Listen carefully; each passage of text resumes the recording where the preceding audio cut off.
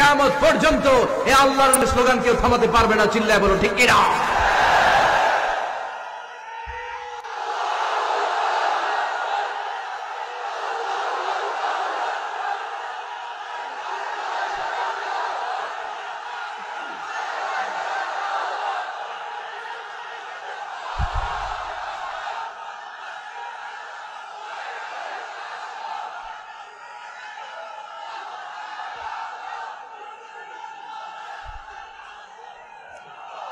বিশ্বে মুসলমানদের আছে করুণ অবস্থা। আমাদের কোনো সেন্ট্রাল লিডারশিপ নাই। আমাদের মুসলিম দেশগুলোর এক করে রাখবে, ভাইয়ের মতো রাখবে, আমাদের স্বার্থ নিয়ে কথা বলবে, এরকম নেতা আমাদের নাই। ঠিক কিনা? আমরা সেই ওমরে ফারুকের অপেক্ষায়, আমরা সেই ইমাম আল মাহাদির অপেক্ষায়, যার একটা হুঙ্কারে আর আহ্বানে গোটা বিশ্বের সব মুসলমান এক প্ল্যাটফর্মে চলে আসবে। ওইরকম নেতা একজন লাগবে। কয়জন? গোটা মুসলিম উম্মাকে একত্রিত করার জন্য একজন ওমরে যথেষ্ট। ঠিক কিনা? ওমরে ফারুকের স্লোগান সেদিন মক্কায় কেউ থামাইতে পারছিল? আওয়াজ করে বলতে পারছিল? এখনো আল্লাহর নামের স্লোগান কেউ থামাই দিতে পারবে? কিয়ামত পর্যন্ত আমার রবের স্লোগান কেউ থামাতে পারবে? পারবে না। ওমরে ফারুক স্লোগান দিলেন। আবু জাহেল, উতবা, শাইবা, ওয়ালিদ ইবনে মুগীরা আল্লাহু আকবার ধ্বনি শুনে বাইরে আসছে। কিরে, এত বড় স্লোগান! আমাদের কাছ থেকে পারমিশন নেয় নাই, অনুমতি নেয় নাই। অনুমতি নেওয়া ছাড়াই স্লোগান শুরু। বের হয়ে দেখে মিছিলের সামনে ওমর। ওমরে ফারুককে দেখে আবু জাহেল দিছে এক দৌড়, উতবা দিছে আরেক দৌড়, সাইবা দিছে বহু দৌড়। সুবহানাল্লাহ পড়বেন না? এজন্য ওমর বেশি লাগে না, ওমর লাগে একজন। চিল্লায় বলতে হবে, ওমরে ফারুক লাগে কয়জন? একজন ওমরই গোটা বিশ্বের চেহারা পাল্টে দিতে সক্ষম। চিল্লায় বলেন ঠিক কিনা? আবার বিশ্বনবী বলছেন, লা নাবিয়্যা বা'দি ওয়ালা রাসূলা, আমার পরে কোনো নবী নাই, আমার পরে কোনো রাসূল নাই। তবে লাউ কানা বা'দি নাবিয়্যুন লাকানা উমর, আমি নবীর পরে যদি নবী হওয়ার যোগ্যতা কারো থাকে, আমার ওমরের মধ্যে সেই যোগ্যতা আল্লাহ দিয়েছে। প্রভু তুমি বলেছো রাসূল দেবে না, বলনি দেবে না ওমর, বলনি দেবে না হামজা তারি, খালিদ বিজয় সমর। প্রভু তুমি বলেছো রাসূল দেবে না, বলনি দেবে না ওমর, বলনি দেবে না হামজা তারি, খালিদ বিজয় সমর। প্রভু তুমি বলেছো রাসূল দেবে না। আল্লাহু আকবার। একটা ওমর দরকার। কয়জন দরকার? কয়জন দরকার? এই পুরা উম্মাহ, মুসলিম উম্মার মধ্যে ওনার পজিশন নাম্বার 3। ওমর ফারুকের পজিশন নাম্বার 1 নম্বর পজিশন বিশ্বনবী সাল্লাল্লাহু আলাইহি ওয়াসাল্লাম। দ্বিতীয় পজিশন আবু বকর। আর 3 নম্বর পজিশন, সুবহানাল্লাহ পড়বেন না? আশরাতুল মুবাশশিরিন বিল জান্নাহ, জান্নাতের সুসংবাদ প্রাপ্ত অনেক সাহাবার কথা হাদিসে পাওয়া যায়, কিন্তু এক হাদিসে আল্লাহ রাসূল সাল্লাল্লাহু আলাইহি ওয়াসাল্লাম 10 জন সাহাবীর কথা বলেছেন। ওই 10 জনের ভেতরে সাইয়েদনা ওমর ফারুক আছে না নাই? আবার ওমর ফারুক ছিলেন বিশ্বনবীর শ্বশুর। সাইয়েদনা ওমর ফারুকের কন্যা হাফসা রাদিয়াল্লাহু তাআলা আনহাকে বিশ্বনবী বিয়ে করে ওমর ফারুকের জামাই হয়েছে, আর ওমর ফারুককে বিশ্বনবী শ্বশুর বানিয়েছে। সুবহানাল্লাহ পড়েন। আগে জানতেন এটা?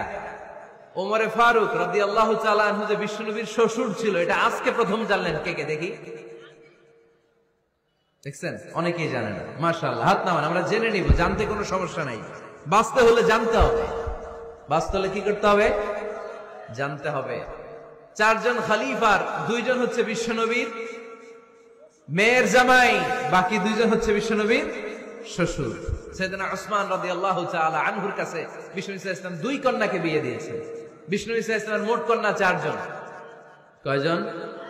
বড় মেয়ের নাম যায়েনব রাদিয়াল্লাহু তাআলা আনহা, ওনার স্বামীর নাম ছিল আবুল আস ইবনে রাবি'। তার পরের মেয়ের নাম হচ্ছে উম্মে কুলসুম, ওনাকে বিয়ে দিয়েছিলেন বিশ্বনবী সাইয়েদনা ওসমান রাদিয়াল্লাহু তাআলা আনহুর সাথে। উম্মে কুলসুম রাদিয়াল্লাহু তাআলা আনহার ইন্তেকালের পরে আরেক মেয়ে রুকাইয়াকে বিশ্বনবী সাইয়েদনা ওসমানের কাছে আবার বিয়ে দিয়ে দিলেন। সুবহানাল্লাহ পড়েন। আর সবচেয়ে ছোট্ট কন্যা ফাতেমা রাদিয়াল্লাহু তাআলা আনহাকে বিয়ে দিয়ে দিলেন নিজের চাচাতো ভাই সাইয়েদনা আলী রাদিয়াল্লাহু তাআলা আনহুর সাথে। তার মানে সাইয়েদনা উসমান আর সাইয়েদনা আলী ছিল বিশ্বনবীর মেয়ের জামাই, ঠিক কিনা? আর সাইয়েদনা আবু বকর রাদিয়াল্লাহু তাআলা আনহুর কন্যা আয়েশা রাদিয়াল্লাহু তাআলা আনহাকে বিশ্বনবী বিয়ে করে আবু বকর রাদিয়াল্লাহু তাআলা আনহুকে বানালেন শ্বশুর। আর ওমরে ফারুকের কন্যা হাফসা রাদিয়াল্লাহু তাআলা আনহুকে বিয়ে করে ওমরে ফারুককেও বানালেন শ্বশুর। তাহলে 4 খলিফার 2 জন জামাই, 2 জন। আওয়াজ করে বলতে হবে, 4 খলিফার 2 জন, বাকি 2 জন। ওমরে ফারুক রাদিয়াল্লাহু তাআলা আনহুকে আল্লাহ তাআলা জ্ঞানও দিয়েছেন, আবার প্রজ্ঞাও দিয়েছেন।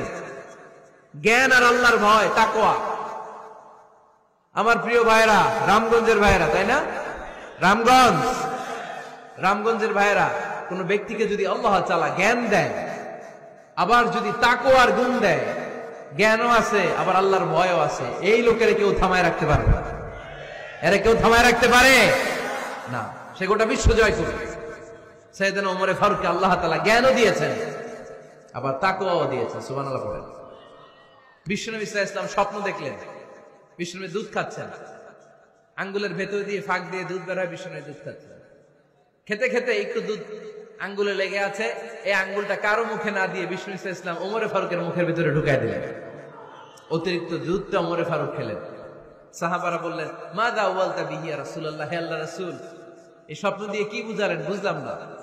বিষ্ণু সাল্লাল্লাহু আলাইহি ওয়াসাল্লাম বললেন, আওয়ালতু বিহি আল ইলম, এটা দিয়ে আমি জ্ঞান বুঝিয়েছি, কারণ অতিরিক্ত দুধের অংশটা আমি কাউরে না দিয়ে ওমরকে দিয়েছি, তার মানে ওমরের জ্ঞানের কোনো তুলনা হয় না। এজন্য স্বপ্নে যদি কেউ দেখেন আপনি দুধ পান করছেন, এটা প্রমাণ করে আল্লাহ তাআলা আপনাকে দ্বীনের জ্ঞান দান করবেন। আবার বিশ্বনবী সাল্লাল্লাহু আলাইহি ওয়াসাল্লাম আবার আরেক রাতে স্বপ্ন দেখলেন, সাহাবারা লাইন ধরে বিশ্বনবীর সামনে দাঁড়ানো, কোন সাহাবার জামা নাভি পর্যন্ত, কোন সাহাবার জামা হাঁটু পর্যন্ত, কোন সাহাবার জামা টাকনু পর্যন্ত, কোন সাহাবার জামা আরো ছোট, কিন্তু ওমরে ফারুকের জামা বিশ্বনবী দেখলেন এত বড়, টেনে হিচড়ে হিচড়ে বিশ্বনবীর সাথে চলছে। সুবহানাল্লাহ পড়বেন না?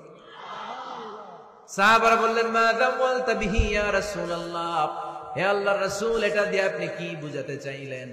বিশ্বনবী বললেন, আওয়ালতু বিহি আত-তাকওয়া, এটা দ্বারা আমি দিনদারি বুঝালাম, তাকওয়া বুঝালাম। সুবহানাল্লাহ পড়েন।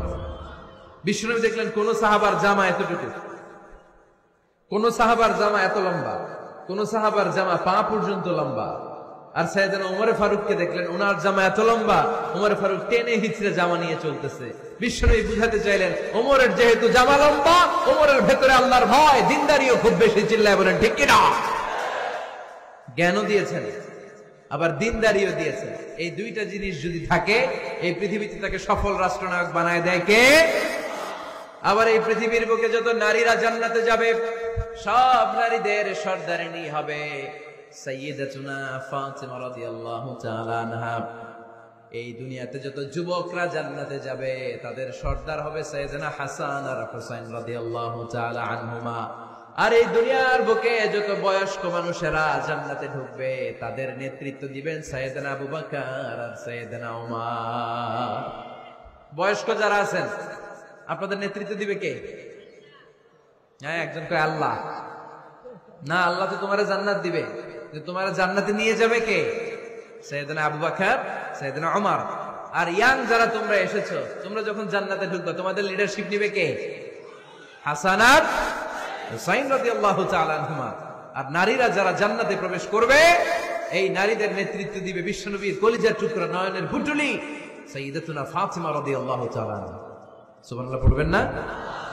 ওমরে Farooq, the superhero of Muslim উম্মাহ। আমরা কাদেরকে সুপার হিরো বানায় রাখছি আমরা জানি না।